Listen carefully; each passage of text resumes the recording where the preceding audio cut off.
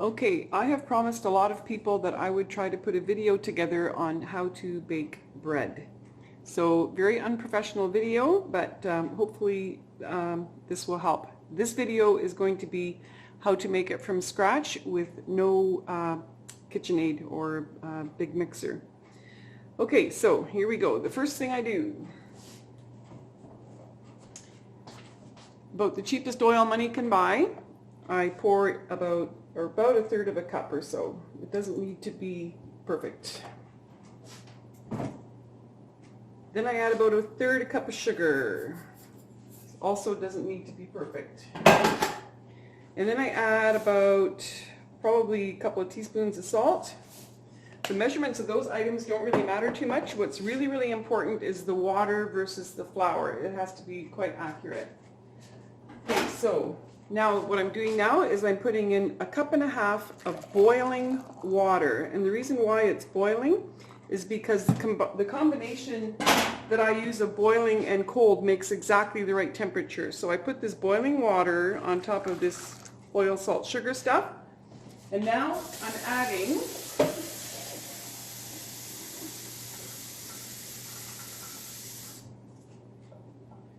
two and a half cups of cold water to this bowl. Now I'm going to grab the flour. Okay, this scoop here is 1 cup. One thing I have discovered for lots of people is that something that messes people up is that different cups are different sizes actually, and even just a couple of tablespoons times 4 ends up being quite a bit more flour, and then the bread doesn't do well. Okay, so anyways, 4 cups of flour.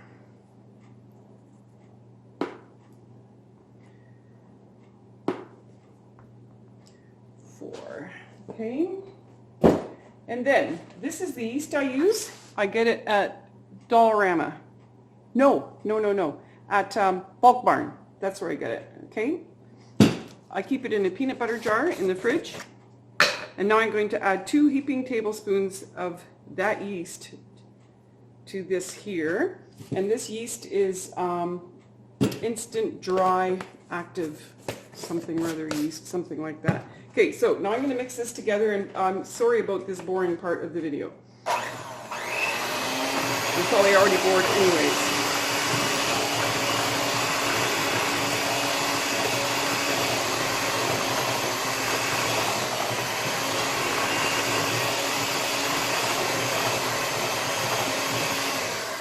Okay, so what I've done here is just got it started, but this you really need to do. You need to scrape the sides so that you get all the yeast and stuff off the sides. Okay, really important step here because you want everything getting mixed in well. Okay, go to Dollarama. This is the Dollarama thing. This spatula is the best one out there. Okay, so now I'm going to start mixing this thing again. This is really the most important stage of this whole baking bread process, because what I'm doing right now is mixing sugar and yeast and warm water, and what I'm doing right now is getting the gluten going. Gluten's a bad word out there apparently, but that's not what this video is about. This mixing needs to go for at least a minute, and like I said, what I'm doing here is making sure that the gluten is going to say, okay, I'm going to do what I need to do. So hang in there while I do this minute. When I edit the video, maybe I can fast forward this part.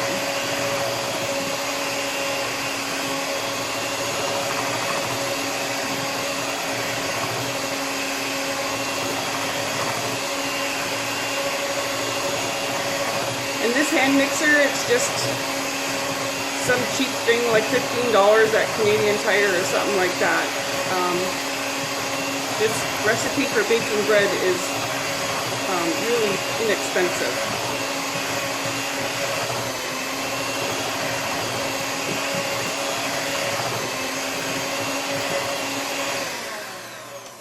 Okay, so that's a minute. Okay, another nice little hint that you need to know is these beaters need to go in water right away. They're a bugger to clean if you let the dough dry on there. All right, so this bowl here has 6.5 cups of flour in it. I'm going to pour all this stuff on top of this 6.5 cups of flour. And you're going to be amazed at how easy it is to actually mix up a batch of bread by hand.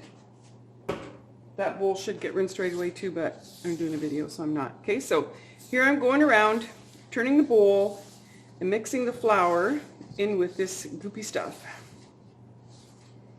And I'm just going to point out too that I've got like a really wide bowl here, so I can do this whole process in this bowl.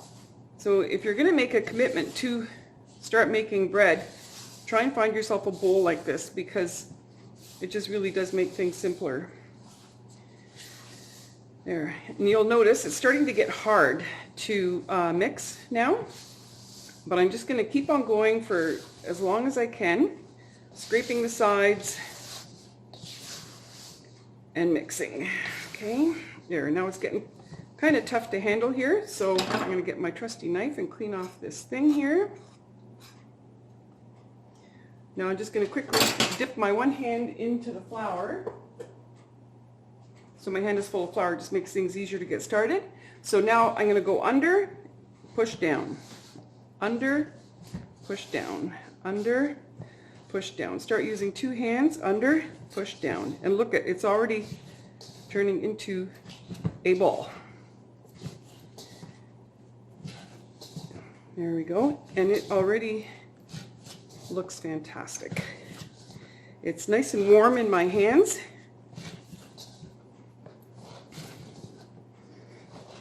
And it is actually already now.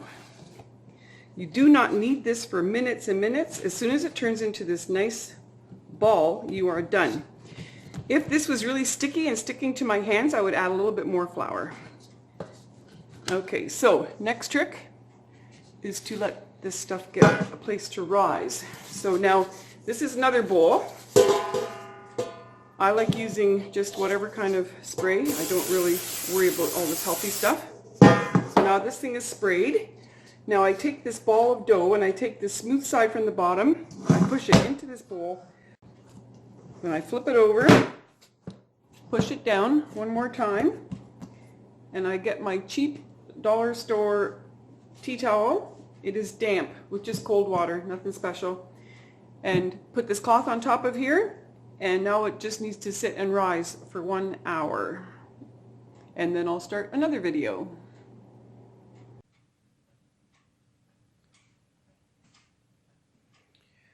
One hour later, and this is what it looks like.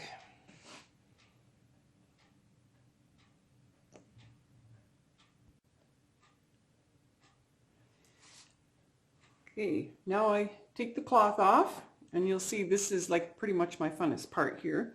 And you take your fist and punch down into the bread. Isn't that beautiful? Anyways, you push down, take this bread out of the bowl, and roll it onto the island, or the countertop, I guess. So this is a little bit sticky, so I think I'm going to put just a little bit of flour down on the countertop. Okay, now what you're doing now is you're going to push down. You are not kneading it now. All you're doing is getting the air out. That's all you need to do. Okay. So now this is enough dough for 4 loaves. Now I need to get a sharp knife. And I'm going to cut this into 4 pieces. Now I do this extra little step that you do not need to do, but I really like to do it, and that is I have a kitchen scale. And I throw this bread on top of the scale and weigh it. And then I do the math and divide it into 4. And the reason I do this is just that you end up with consistent size loaves. You do not have to do this because you can eyeball it yourself, obviously, right? So, okay, close enough. So, put the scale away. Now, again, all I'm doing now is just pushing air out. You want no air in this bread. So you roll it over and make it into a smooth ball by same thing, going from the outside to the inside, pushing all the air out. Okay, so I'm rolling this up into a nice little ball. Put it off to the side. You can do the same thing with the other three. Go from the outside, push down. If you could, I don't know if you can hear it or not, but you can hear air coming out of it.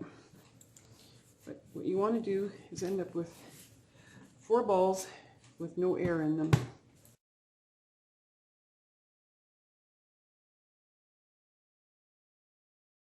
Oh, 4 beautiful round balls. I get that same damp tea towel, put it over top. I'm going to wait another 10 minutes.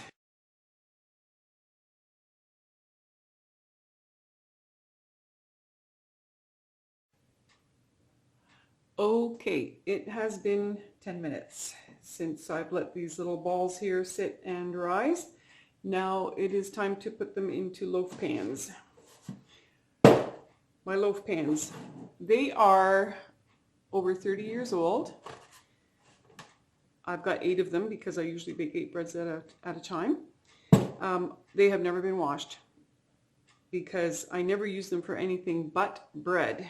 And I would say too, if you plan to make a commitment to bake bread, then go out and buy some loaf pans and dedicate them to only bread. Because if I would bake a meatloaf in this pan, the next round of bread would get stuck in it and stuff. What I need to do now though is I still do grease the pan every time.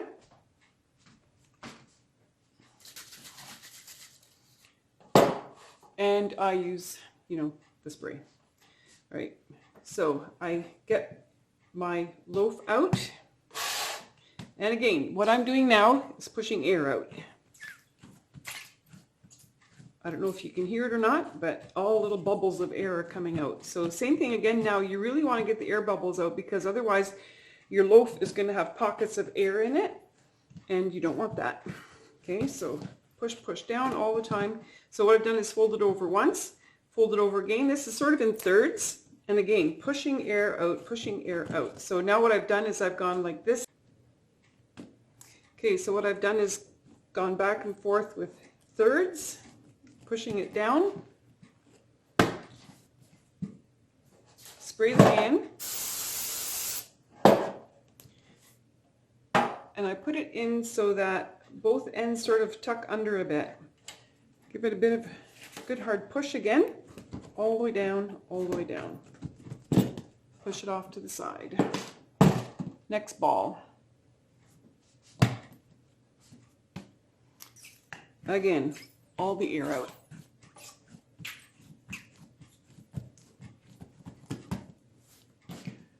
Fold it over about a third. Push, push, push. Another third. Push, push, push. Give it a bit of a roll so that it, and sort of tuck it under a little bit here. Get the spray. Same thing. Tuck it in so that the bottoms are sort of a little bit under or something. Push down, push down. Push it off to the side.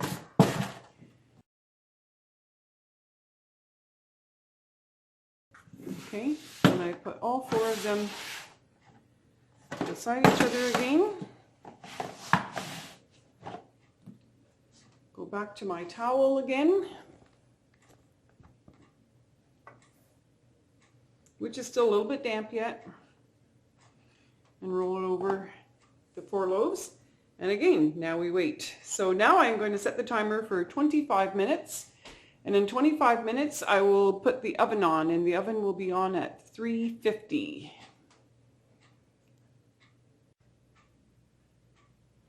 Okay, the timer just went off for 25 minutes. It's not really time to bake this stuff yet because it couldn't rise just a bit higher yet. But this is what it looks like.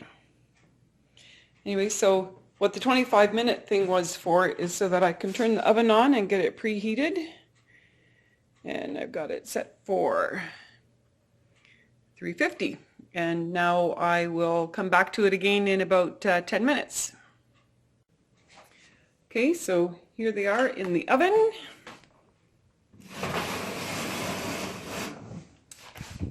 And you'll see I've got 4 of them on a rack. It's not a good idea to double them up or anything like that. You want to try and make sure that the loaf pans are about half an inch apart minimum. Okay, and they're going to sit in there at 350 for 30 minutes.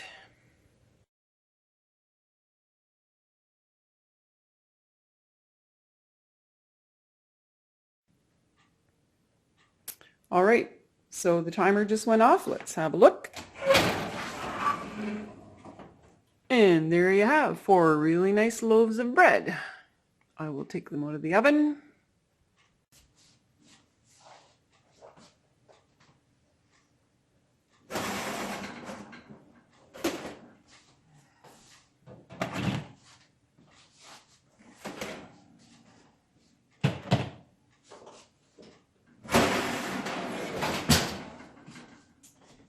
And now you'll see they just slip right out.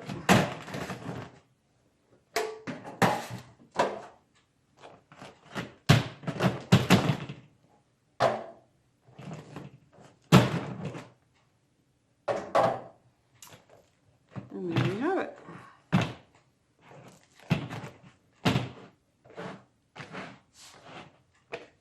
4 loaves of bread.